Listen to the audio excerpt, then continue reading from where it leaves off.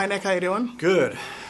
This film is a lot edgier and stylistically different than the first film. Yeah. Can you talk about some of the changes that fans can expect in this movie? Well, Neveldine and Taylor are very specific about their vision. They're extraordinary. There's not anyone else quite like them, literally risking their lives to get shots to entertain you. And they have a kind of a pop art sensibility that goes from the lowbrow to the sublime. What I think Spirit of Vengeance really provides is a kind of psychedelic experience where you feel like you're really reading a comic book. And, you know, this is something that I think is quite brave, that Sony would actually make a movie that's this abstract.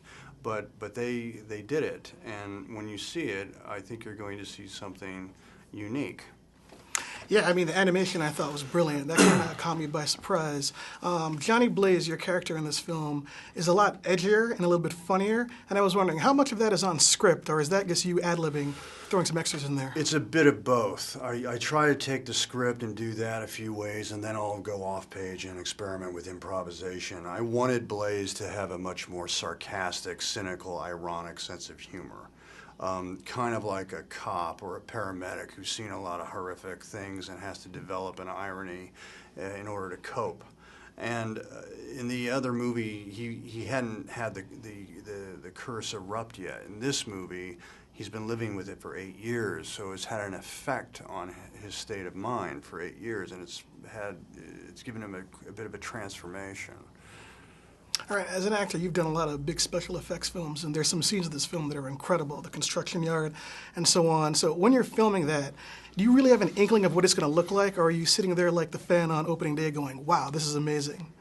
I was in a different state of mind entirely because I was playing the ghostwriter in most of the action sequences, so I was doing whatever I needed to do to augment my imagination so that I could really believe I was this way out character from another dimension. So I really wasn't thinking too much about anything other than being the ghostwriter.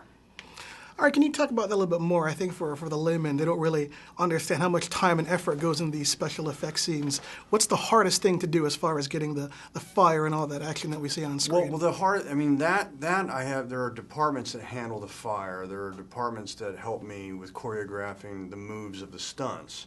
But as a film actor, my job is to organically, make real the ghostwriter. I have to find a way of believing, honestly, that I'm this character from another dimension. So psychologically, that can be a little bit of a challenge. But physically, I was up for anything. All right, thanks, Dick. All right, thank you.